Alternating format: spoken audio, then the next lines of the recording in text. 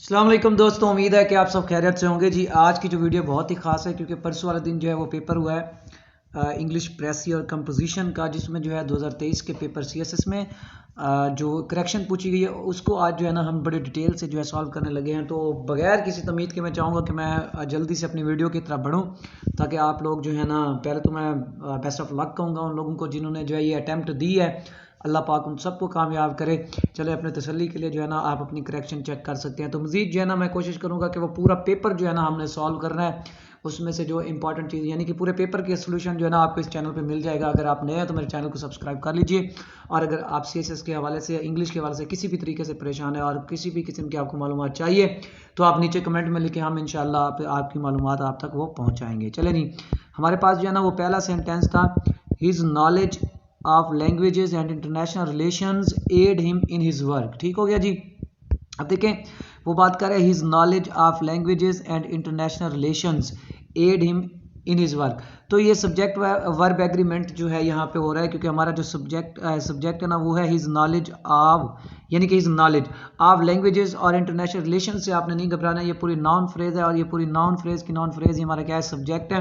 तो अगर हम देखते हैं तो हमारा सब्जेक्ट जो है वो क्या है, सिंगुलर है। नॉलेज जो है वो सिंगुलर है। अनकाउंटेबल है, अनकाउंटेबल जो होता है वो हमेशा क्या होता है, सिंगुलर होता है। तो इस वजह से जो है ना अगर ये हमारा सिंगुलर है, सब्जेक्ट क्या है हमारा, सब्जेक्ट सिंगुलर है, तो हमारा फिर वर्ब भी क्या आना चाहिए, वर्ब भी हमारा सिंगुलर होना चाहिए। लेकिन यहाँ पे हमारे पास जो वर्ब है क्या, एड, वो यहाँ पे क्या है, प्लूरल वर्ब है, तो हम इसे क्या कर देंगे, सिंगुलर कर देंगे। ठीक है, तो क्योंकि हमारा क्या है, सब्जेक्ट सिंगुलर है तो हम अपने वर्ब को भी क्या कर देंगे, सिंगुलर। तो यहाँ पे हम क्या लगा देंगे, एड्स लगा देंगे। तो इस तरह से हमारा सेंटेंस क्या हो जाएगा, ठीक हो जाएगा। तो सेंटेंस, ठीक सेंटेंस जो है वो क्या बनेगा, His knowledge of languages and international relations aids him in his work। ठीक हो गया जी। तो नेक्स्ट सेंटेंस की तरफ चलते हैं। तो नेक्स्ट सेंटेंस है हमारा वो है the ambassador with his family and staff invite you to a reception at the embassy on Tuesday afternoon। तो दोस्तों देखिए हमारे पास तीन वर्ड्स ऐसे होते हैं, वैसे तो बहुत ज़्यादा हैं लेकिन मेजर मैं आपको तीन बता देता हूँ। देखो, विद, ठीक हो गया, उसके बाद जो है along with, उसके बाद है as well as, ठीक है। बाकी जो है आप इन एडिशन टू या आल्सो, ये सारे वर्ड्स। तो देखिए जब इन अल्फाज के साथ जो है ना हम क्या मिलाते हैं, दो नाउन प्रोनाउंस को आपस में मिलाते हैं, दो सब्जेक्ट्स को, जैसे यहाँ पे एम्बेसडर और इसके बाद आया हिज फैमिली एंड स्टाफ, ये दो नाउन आपस में मिल रहे हैं तो यहाँ पे भी सब्जेक्ट वर्ब एग्रीमेंट होता है। तो हमारा जो सब्जेक्ट होता है वो हमारे फर्स्ट नाउन के साथ क्या कर रहा होता है, एग्री कर रहा होता है। तो यहाँ पे हमारा फर्स्ट नाउन क्या है, एम्बेसडर, वो क्या है, सिंगुलर है।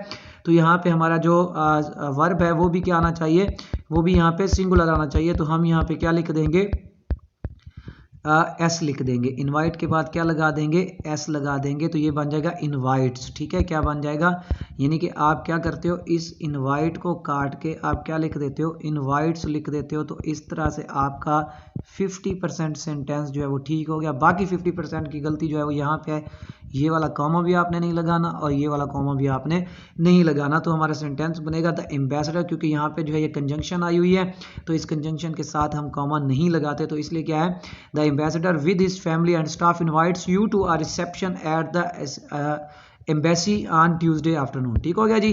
तो इस तरह से हमारा ये वाला सेंटेंस करेक्ट हो गया। अब चलते हैं नेक्स्ट सेंटेंस की तरफ।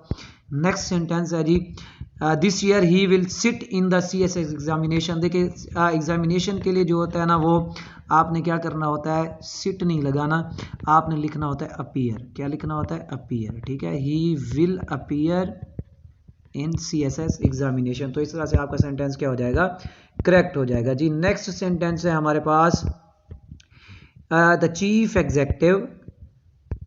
Executive will let us know whether or not he can attend the meeting.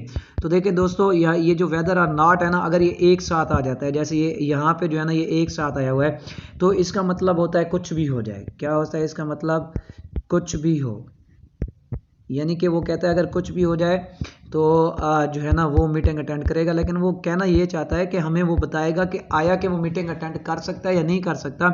तो इसके लिए जो होता है ना, आप वेदर के बाद आर नॉट डायरेक्ट नहीं लगाते, बल्कि आप अपनी अगली फ्रेज लगाते हैं और फ्रेज के एंड पे आप क्या लगा देते हैं, आर नॉट। ठीक है, तो इस तरह से हमारा सेंटेंस ये क्या बनेगा, ये बनेगा the chief executive will let us know whether he can attend the meeting or not. तो इस तरह से हमारा सेंटेंस क्या हो जाएगा, करेक्ट हो जाएगा। तो अगले सेंटेंस की तरफ चलते हैं।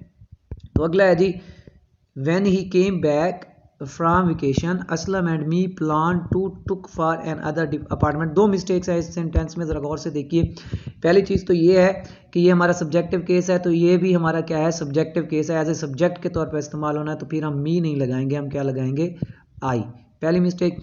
अब देखें पीछे क्या है, पास्ट आया हुआ है, यहाँ पे उसने प्रेजेंट दे दिया है, तो ये भी क्या है, यहाँ पे गलत है, तो हम ये यहाँ पे क्या लिखेंगे, प्लान। ठीक है, क्या लिखेंगे, प्लान, यानी कि हम सेकंड फॉर्म लगा देंगे इसकी।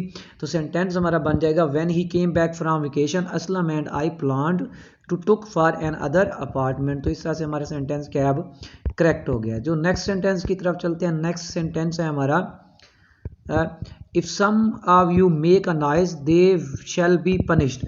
देखिए पहली बात तो ये है कि सम ऑफ यू जो होता है ना, ये प्लूरल होता है, इस चीज़ से आपने नहीं घबराना। बहुत से जो है वो लोग इस चीज़ से घबरा जाते हैं। सम ऑफ यू प्लूरल है, तो यहाँ पे एस नहीं लगाना, मेक्स नॉइज नहीं करना, मेक नॉइज यहाँ पे क्या हुआ है, ठीक है। ठीक है, यहाँ तक बात क्लियर होगी। अगली चीज़ है, देखिए दे शैल बी पनिश्ड, मिस्टेक यहाँ पे है, शैल किया है, दे के बाद शैल नहीं आता होता, दे के बाद क्या लगाना है हमने, विल। दे के बाद हमने क्या लगाना है, will, they will be punished. If some of you make a noise they will be punished. ठीक है, अब नेक्स्ट सेंटेंस की तरफ चलते हैं। नेक्स्ट सेंटेंस जो ये भी बड़ा आसान है, तो वो है जी, he came to me to inquire what is the salary attached to the appointment. ठीक है अब देखो दोस्तों बात ये है कि इंक्वायर जो है ये भी क्वेश्चन इंपोज कर रहा है, और व्हाट इज ये भी क्या कर रहा है, क्वेश्चन इंपोज कर रहा है। तो हम डबल क्वेश्चन जो है कभी भी सिंगल सेंटेंस में इस्तेमाल नहीं करते इस तरह का। ठीक है, तो यानी कि ये दोनों एक ही चीज़ पूछ रहे हैं, तो इसलिए हम क्या कर देंगे, इंक्वायर के बाद ये व्हाट इसको ख़त्म करके यहाँ आप जो है ना वो अबाउट लिख दो। क्या लिख दो, अबाउट लिख दो। तो इस तरह से आपका सेंटेंस क्या हो जाएगा, ठीक हो जाएगा। तो क्या आएगा, he came to me to inquire about the salary attached to the appointment. ठीक है, उसके बाद आगे जो है हम नेक्स्ट सेंटेंस की तरफ चलते हैं। अगला है जी, I am too tired that I do not hunt words and idioms in my English book. अब देखो बच्चों बड़ा आसान सा है, ये भी बहुत आसान है। देखें जब आप कहते हैं कि मैं बहुत ज़्यादा थक चुका हूँ या मैं ये काम नहीं कर सकता, तो उसके लिए हम दो चीज़ें इस्तेमाल करते हैं। हम करते हैं 2+2 का इस्तेमाल। ठीक है, अगर हमने यहाँ पे 2 लगाना है तो आगे भी हम 2+2 का इस्तेमाल लगाते हैं। तो वो कैसे बनता है हमारे पास, ये बनेगा आई एम टू टायर्ड, ये दैट आपने काट देना है, टू डू नॉट आपने भी काट देना है, तो ये बनेगा I am too tired to hunt words and idioms in my English dictionary. अभी इस तरह से भी आपका सेंटेंस क्या हो गया, ठीक हो गया। अगर आप इस तरह से नहीं करना चाहते, फिर दूसरा तरीका ये होता है, आई एम टू टायर्ड दैट, अगर दैट आया हुआ है तो फिर हम 2 नहीं लगाते होते, फिर हम क्या लगाते होते हैं, यहाँ पे हम लगाते हैं सो। ठीक है, क्या लगाते हैं, सो। तो ये बनेगा I am so tired that I do not hunt words and idioms. अब आपने यहाँ पे डू नॉट भी ख़त्म कर देना है, आपने यहाँ पे लिख देना है कैन नॉट। ठीक है, कैन नॉट। तो ये कैसे बन जाएगा, I am so tired that I can not hunt words and idioms in my English book. तो ये आपका सेंटेंस जो है ना, दो तरीकों से मैंने आपको बताया कि आप सेंटेंस किस तरह से ठीक कर सकते हैं। तो इतने ही सेंटेंसेस हैं, तो आपने जो है ये रूल्स लिख लेने हैं। ये जो पेपर था बहुत ही आसान पेपर था, तो जिन बच्चों ने किया है अल्लाह पाक उन सबको कामयाब करे, और हमें जो है उनके लिए दुआएं करनी चाहिए। तो आज के लिए इतना ही। उम्मीद है कि ये वीडियो पसंद आई होगी। अगर पसंद आई है तो लाइक करें, शेयर करें, सब्सक्राइब करें, और अगर आपको कोई मसला है CSS के हवाले से तो कमेंट में ज़रूर कहिएगा, और इंशाल्लाह आपको इसका जो है वो सलूशन मिलेगा, 100% मिलेगा। तो दुआओं में याद रखिए जी। अल्लाह हाफिज़।